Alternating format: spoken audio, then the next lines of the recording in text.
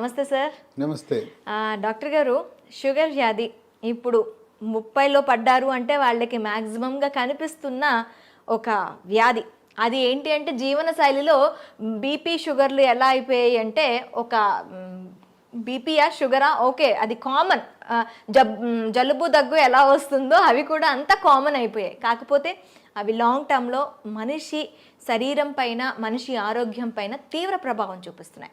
మరి అయితే షుగర్ వ్యాధికి సంబంధించి మనకి రివర్స్ షుగర్ని ఎలా చేసుకోవాలి, అలాగే షుగర్ వ్యాధిని ఒక్కసారి మనం డయాగ్నోస్ చేసిన తర్వాత దానికి ఎలాంటి రెమెడీస్ యూస్ చేయాలంటారు?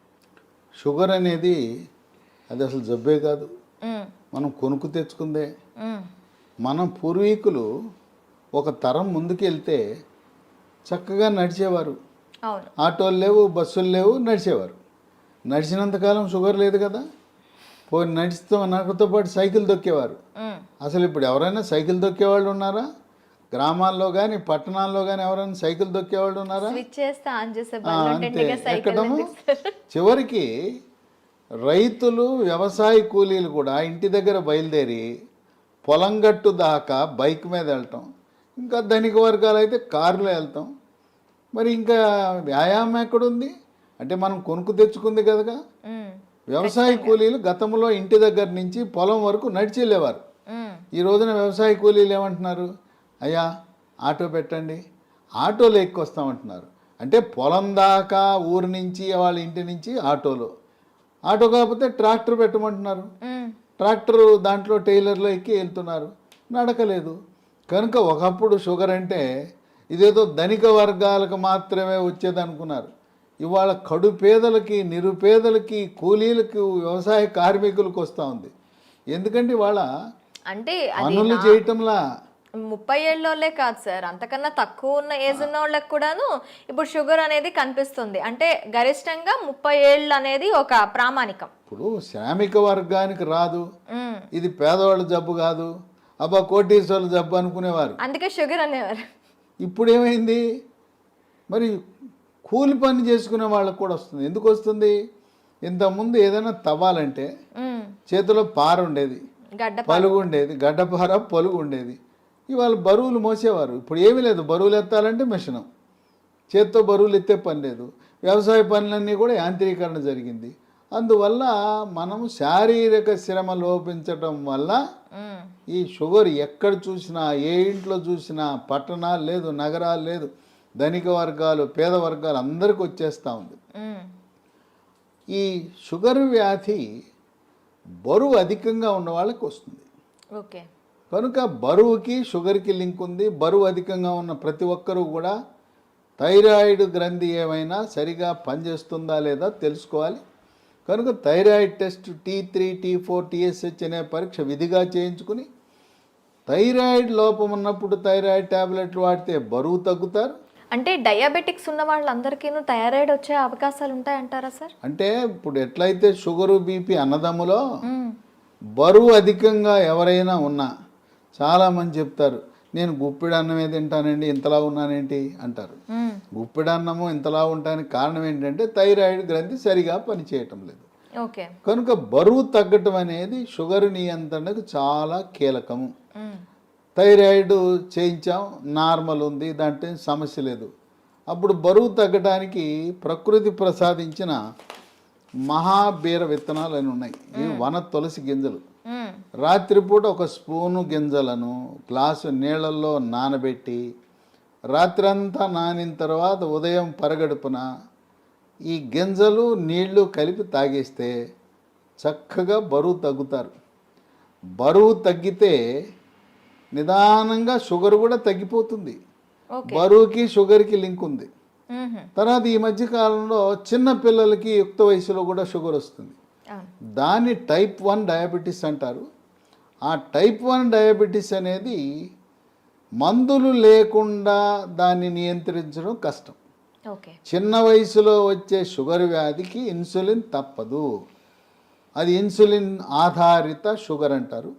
అయితే అదృష్టవశాత్తు 100 మందికి షుగర్ ఉంటే 90 మందికి ఈ టైప్ 2 డయాబెటీస్ అంటే 40 ఏళ్ళు దాటి బరువు ఎక్కువ ఉన్న వాళ్ళకి వస్తూ ఉంటుంది. ఓకే. ఆ విధంగా బరువు నియంత్రణ ముఖ్యం. ఆహార నియమాలు 1983లో అన్న ఎన్టీ రామారావు ముఖ్యమంత్రి కాకముందు ఉత్తరాంధ్రలో, రాయలసీమలో, తెలంగాణలో ప్రజలంతా ఏం తినేవారు? రాగి, జొన్న, సజ్జ, కొర్రలు, అరిగెలు, సామెలు, ఊదలు. ఇవి తిన్నంత కాలము ఈ షుగర్ వ్యాధి అడ్రస్ ఉండేది కాదు. అన్న ఎన్టీఆర్ ఏం ఆలోచించాడు? ధనిక వర్గాలే బియ్యం తింటున్నారు, పేదోళ్ళంతా ఈ గింజలు, ఈ చిరుధాన్యాలు తింటున్నారు. ఇప్పుడు చిరుధాన్యాలు చాలా చౌకగా ఉండేవి. అవును, మొన్నటి వరకు చిరుధాన్యాలు తక్కువగానే ఇప్పుడు ఉండేవి. చిరుధాన్యాల గురించి అవగాహన కలిగి చిరుధాన్యాల రేటు మంటెత్తిపోతా ఉంది. బియ్యం రేటు కంటే 4 రెట్లు ఉంది. ఆ రోజుల్లో పేదవాళ్ళు తర్వాత కిలో బియ్యం ఖరీదు 10 రూపాయలు ఉంటే ఇవి కిలో రూపాయి 2 రూపాయలు ఉండేది. ఆయన పెద్ద మనసుతో సమానత్వం కావాలి, పేదవాడికి కూడా బియ్యం ఇవ్వాలని కిలో 2 రూపాయల బియ్యము. ఇక తదుపరి పోటీ పడి కిలో రూపాయికి బియ్యం. ఇవాళ మోడీ గారు అయితే ఆయన ఉచితంగా ఇస్తున్నాడు. గత 3 సంవత్సరాలుగా ఆయన కోవిడ్ వచ్చినప్పటి నుంచి నేటి వరకు కూడా పేదవాళ్ళకి నెలకి 5 కేజీల చొప్పున ఉచితంగా బియ్యం ఇస్తున్నాడు. ఈ బియ్యం తింటున్నాం, చక్కగా షుగర్ని పెంచుకుంటున్నాం. బియ్యము మానేస్తే పోని బియ్యం తిన్నారంటే పూర్వకాలం దంపుడు బియ్యం ఉండేది. ఇవాళ రోడ్లు లేవు, రోకళ్ళు లేవు, దంపుడు లేదు. దంపుడు బియ్యం అసలు ఎక్కడ కనిపించట్లేదు. అంటే మార్కెట్లో లభిస్తున్నాయి దంపుడు బియ్యం, కొంచెం ఖరీదు ఎక్కువ. దంపుడు బియ్యము, ఎర్ర బియ్యము, రెడ్ రైసు ఇలాంటివి, బ్రౌన్ రైసు తింటే కొంతలో కొంత మేలు జరుగుతుంది. దీని బదులుగా బ్లాక్ రైస్ అని ఒకటి ఉంది, అది కూడా కొంత మేలే. అసలు అన్నం మానేస్తే షుగరే ఇంక మన జోలికే రాదు. తర్వాత కొంతమంది పాపం తెలవక నాకు షుగర్ వచ్చింది అందుకని అన్నం మానేసి గోధుమల జోలికి వెళ్ళాను అంటారు. గోధుమ రొట్టె వేసుకుంటున్నా, గోధుమ అన్నం తింటున్నా, గోధుమ రవ్వతో ఉప్మా చేసుకున్నా అన్న. గోధుమల వల్ల షుగర్ ఇంకా పెరిగిపోతుంది. అన్నములో, వరి అన్నములో ఉండే పిండి పదార్థం కంటే గోధుమలో రెట్టింపు ఉంది. కనుక మనకి 2 శత్రువులు ఉండారు. దక్షిణ భారతంలో మనం తినే వరి అన్నము, ఉత్తర భారత వాసులు తినే గోధుమలు. ఈ 2 మన దేశంలో ఎక్కువ మంది తినేది ఇదే. పేద, ధనిక అన్ని వర్గాలు తినేది. ఈ రెండింటినీ మానేసి రాగి, జొన్న, సజ్జ, కొర్రలు, అరిగెలు, సామెలు, ఊదలు జావరూపాన అన్నమో లేదు పిండి చేసి పుల్కాలు, రొట్టెలు చేసుకుని తింటే షుగర్ పరారవుతుంది, అసలు షుగరే రాదు. కనుక మనం తీసుకునే ఆహార నియమాలు అనేది చాలా ముఖ్యం. వీటితో పాటు వ్యాయామం చేయాలి, నడక ముఖ్యం. యోగా, ప్రాణాయామము, ధ్యానము, నడక. ఇప్పటికైనా షుగర్ ఉన్నవాళ్ళు మీకు బైక్ ఉండొచ్చు కాక, కారు ఉండొచ్చు కాక, ఉన్న ఒక సైకిల్ కొనండి, కొత్త సైకిల్ ఒకటి కొని తొక్కండి. సైకిల్ తొక్కితే పోనీ బయట తొక్కడం వీలు కాకపోతే ఇప్పుడు కూడా కొంతమంది సైకిల్ స్టాండ్ వేసి ఇంట్లోనే తొక్కుతుంటారు, స్టాండ్ వేసి తొక్కుతుంటారు. సైకిల్ తొక్కితే బరువు తగ్గుతారు, మోకాళ్ళ నొప్పులు తగ్గుతాయి, కండరాల నొప్పులు తగ్గుతాయి, షుగర్ కూడా నియంత్రణలోకి వస్తుంది. మన ఇంట్లో వాషింగ్ మెషిన్ ఎట్లా ఉంటుందో, బట్టలు ఉతికే మెషిన్, టీవీలు ఉంటాయి, గేజర్ ఉంటుంది, అట్టాగే వెయింగ్ మెషిన్ కూడా ఉండాలి. ప్రతిరోజు ఇంట్లో ఉన్న ప్రతి ఒక్కరు కూడా బరువు చూసుకోవాలి. ఇది ఎక్కడా కనపడదు. వాషింగ్ మెషిన్ కొన్నవాళ్ళు వెయింగ్ మెషిన్ ఎంత ఉంటుంది చూడండి. వెయింగ్ మెషిన్తో మరీ ముఖ్యంగా షుగర్ ఉన్నవాళ్ళు వెయింగ్ మెషిన్ తప్పనిసరి. దాంతోపాటు ప్రతిరోజు మన షుగర్ ఎంత ఉందో చూసుకునే చిన్న పెద్ద ఖరీదు ఉండదు, 700 రూపాయలు, గ్లూకోమీటర్ అనే పరికరము, దాంతో చూసుకోవాలి. అట్లాగే షుగర్ నియంత్రణ గత 3 నెలలుగా ఎలా ఉన్నది అని చేసే ఒక పరీక్ష ఉన్నది. దాని పేరు HbA1c పరీక్ష. ఆ పరీక్ష 3 నెలలకు ఒకసారి చేసినప్పుడు 7 కంటే తక్కువ ఉంటే నియంత్రణ బాగున్నది అని అర్థమవుతుంది. ప్రతి మంత్లో కూడా చేస్తారా సార్ ఇది? కాదు, 3 నెలలకు ఒకసారి చేయాలి. ఓకే, ప్రతి నెల అవసరం లేదు, 3 నెలలకు ఒకసారి. మా ఇంటి పక్కనే ల్యాబొరేటరీ ఉందని గ్లూకోమీటర్ కొనటం మాత్రం మానకూడదు. మన ఇంటి పక్కన ల్యాబొరేటరీ ఉంటే HbA1c పరీక్ష చేయించుకోండి. ఈ చిరుధాన్యాల గురించి చెప్పాను. చిరుధాన్యాలతో చేసే బిస్కెట్లు చాక్లెట్లు అందుబాటులోకి వచ్చినాయి. లీ హెల్త్ అనే కంపెనీ వాళ్ళు మిల్లీ కుక్కీస్ అని బిస్కెట్లు తయారు చేశారు. ఓకే. ఇవి 3 పూట్ల 3 తినచ్చు. ఈ బిస్కెట్లు తింటే షుగర్ పెరగదు. అట్లాగే చాక్లెట్ రూపాన మిల్లీ న్యూట్రీ బార్ అని, ఇవి తయారు చేసేది కేంద్ర ప్రభుత్వ అధీనంలో ఉండే సంస్థ, మార్కెటింగ్ చేసేది లీ హెల్త్ అనే కంపెనీ. ఓకే. ఇవి కూడా షుగర్ ఉన్న వాళ్ళు తినటం చాలా మేలు జరుగుతుంది. ఇవి కావాల్సిన వాళ్ళకి ఒక నంబర్ ఇస్తాను, వాళ్ళకి ఫోన్ చేయండి. 9502897374. ఓకే. 9502897374. ఓకే. కనుక ఈ చిరుధాన్యాలు ఈరోజు మనకు చాలా కీలక పాత్ర పోషిస్తున్నాయి. చిరుధాన్యాలు నమ్ముకోండి, షుగర్కి అసలు మందులు అవసరం లేదు. అయితే ఇంట్లో మనకి ఏమైనా ఉన్నాయా సార్ చిట్కాలు? ఇంట్లో చిట్కాలు ఉన్నాయి. మీకు ఎవరైనా మీకు కొన్ని లక్షణాలు కనపడినప్పుడు ఒంటి మీద నల్లటి రంగు, మెడ ముందు బాగా నల్లగా అవుతుంది, లేదా కంటి మీద రెప్పల మీద కురుపులు, మూత్రంలో చీమకణాలు, మహిళలకైతే తరచుగా వైట్ డిశ్చార్జ్ తెలిపోవటం, ఇలాంటి లక్షణాలు కనపడి షుగర్ పరీక్ష ఏమి తినకుండా చేయించినప్పుడు షుగర్ మొట్టమొదటిసారిగా బయటపడితే మీరేమి నిరాశ నిస్పృహకు గురవద్దు. అసలు ముందు డాక్టర్ రాసేస్తాడు, పేజీ నిండా రాసేస్తాడు మందులు, రాంచుకోండి. ఆయన కొనమంటే సార్ డబ్బులు లేవండి తర్వాత కొంటానండి, ఎందుకంటే డాక్టర్ రాసి ఇచ్చినాక నా మందుల షాప్ ఉంది అక్కడే కొని అంటాడు. మీరు ఆయన ఎందుకు ఇబ్బంది పెట్టడం? నేను వాడనంటే బాధపడతాడు, డాక్టర్ రాసిస్తాడు, మీరు వాడద్దు, మందులు కొనద్దు, డబ్బులు లేవని చెప్పండి, అప్పు ఇస్తానంటే అప్పు తీసుకోనని చెప్పండి. అసలు మందులే అవసరం లేదు. టైప్ 2 డయాబెటీస్ కొత్తగా బయటపడితే మందులు లేకుండా నియంత్రించవచ్చు. బరువు తగ్గండి, ఆహార నియమాలు పాటించండి. నేను చెప్పినట్టుగా అన్నముకి గోధుమలకు స్వస్తి పలికి మనం కేవలం చిరుధాన్యాలు మాత్రమే వాడుతూ ఇంట్లో వాడుకోవటానికి 10 రకాల గృహ వైద్యాలు, చిట్కా వైద్యాలు, హోమ్ రెమెడీస్ ఉన్నాయి. 10 అవసరంలా. మీకు నచ్చినవి మెచ్చినవి 1, 2, 3 చూసుకోండి. మీకు ఏది బాగుంటే వాడండి. బ్రహ్మాండంగా ట్యాబ్లెట్లు లేకుండా, ఇన్సులిన్ లేకుండా 100కి 100 పాళ్ళు షుగరు నియంత్రణ అవుతుంది. అంతేకాదు మాకు తెలవకుండా పిచ్చాళ్ళలాగా మేము మొదలెట్టేసామండి, డాక్టర్ గారు రాసి ఇచ్చాడు, గత 3 ఏళ్ళగా 4 ఏళ్ళగా మేము వాడుతున్నామంటే 5 సంవత్సరాలుగా ట్యాబ్లెట్ వాడుతున్న వాళ్ళకు కూడా షుగర్ని రివర్స్ చేయొచ్చు, డయాబెటీస్ని రివర్స్ చేయొచ్చు. ఇది వైద్య పరిశోధనలో నిర్ధారించడం జరిగింది.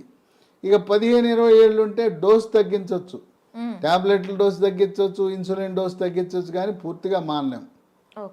గృహ వైద్యాలు 10 ఉన్నాయి. మొట్టమొదటిది తమలపాకు. తమలపాకు పొద్దున ఒక 2 తమలపాకులు, రాత్రి ఒక తమలపాకులు ఉట్టిది నవలాలి, దాంట్లో ఏం వేసుకోకూడదు. ఇక 2 మెంతిపొడి. ఉదయం 1 స్పూను మెంతిపొడి, రాత్రి 1 స్పూను మెంతిపొడి నీళ్ళలో కలుపుకొని తాగాలి.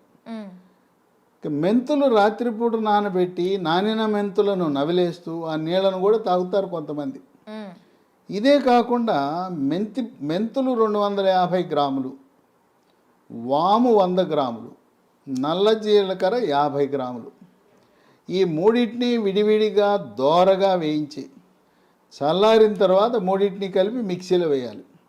పొడిని ఒక సీసాలో పెట్టుకుని ఉదయం 1 స్పూను, రాత్రి 1 స్పూను, అంటే దీంట్లో వేయవలసింది మెంతులు 250 గ్రాములు, వాము 100, జీలకర్ర మామూలు జీలకర్ర కాదు, నల్ల జీలకర్ర 50 వాడితే కొంచెం చేదు ఉంటుంది కానీ బ్రహ్మాండంగా పనిచేస్తుంది. కేవలం మెంతిపొడే కాకుండా ఈ 3 కలిపితే ఇక ఏ ట్యాబ్లెట్ అవసరమే ఉండదు. ఇక 3 ఇన్సులిన్ మొక్కలు దొరుకుతాయి.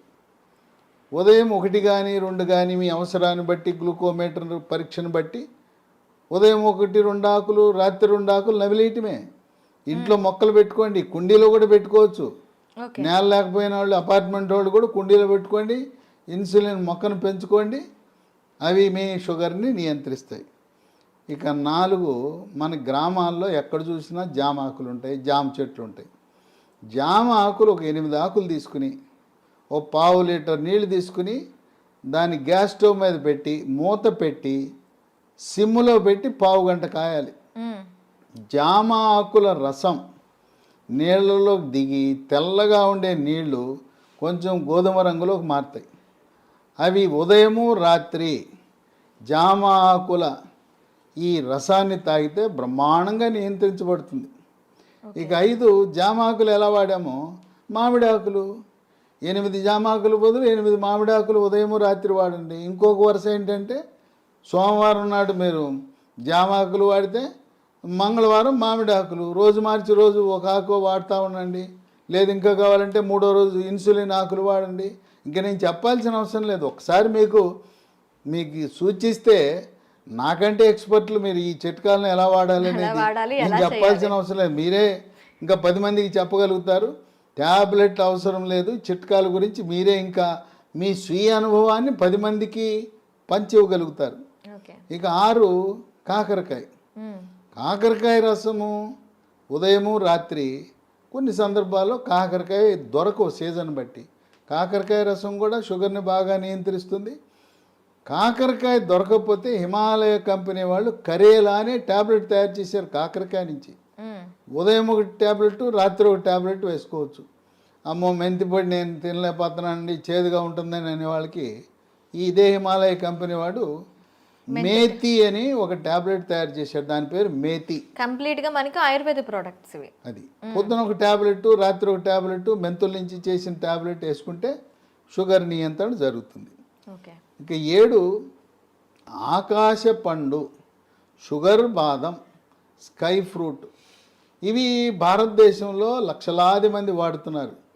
ఇదేంటి ఆకాశ పండు అని పేరెట్టారు ఎందుకంటే పెద్ద చెట్టు 100 అడుగులు ఎత్తి పెరుగుతుంది. దీనికి కాయ రాగానే కాయ నేలంక చూడకుండా పైకి చూస్తుంది. ఆ కాయ పైకి చూస్తుంది కనుక దీని ఆకాశం అంక కాయ చూస్తుంది కనుక ఆకాశ పండు అని. ఇది షుగర్ని తగ్గిస్తుంది కనుక షుగర్ బాదం అని పెట్టారు. ఇవి గింజలు లభిస్తాయి. 2 గింజలు, పొద్దున ఒక గింజ రాత్రి ఒక గింజ. ఆకాశ పండు యొక్క గింజ పై నుండి గోధుమ రంగు పొరను తొలగించి తెల్లగా ఉంటుంది లోపలికి. ఆ గింజని ట్యాబ్లెట్ మింగినట్టు మింగాలి. అది ఏమన్నా నవిలారా కషాయమే, అంత చేదు అధికంగా ఉంటుంది. దీనివల్ల అనేక మంది ప్రయోజనం పొందారు. ఇక 8 పన్నీర్ పూలు విత్తనాలు అని ఉంటాయి. వీటిని 15 విత్తనాలు రాత్రిపూట ఒక గ్లాసు నీళ్ళలో వేసి నానబెట్టాలి.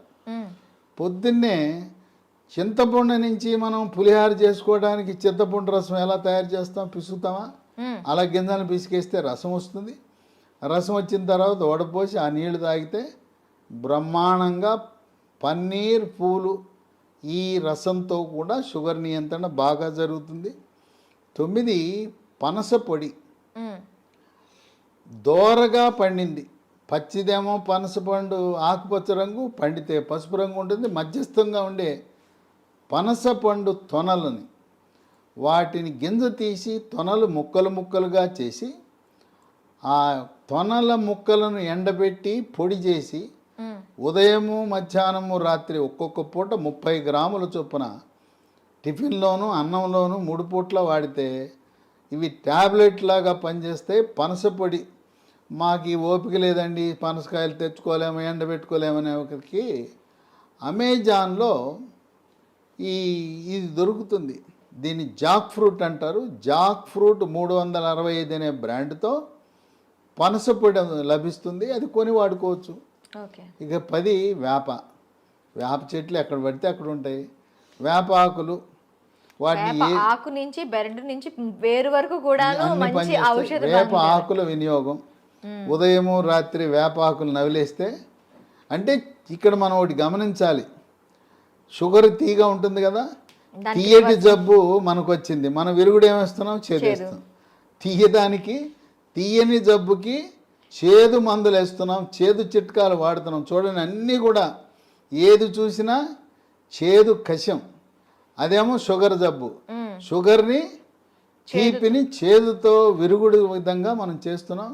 కనుక షుగరు వచ్చిందని ఏమీ దిగులు పడద్దు.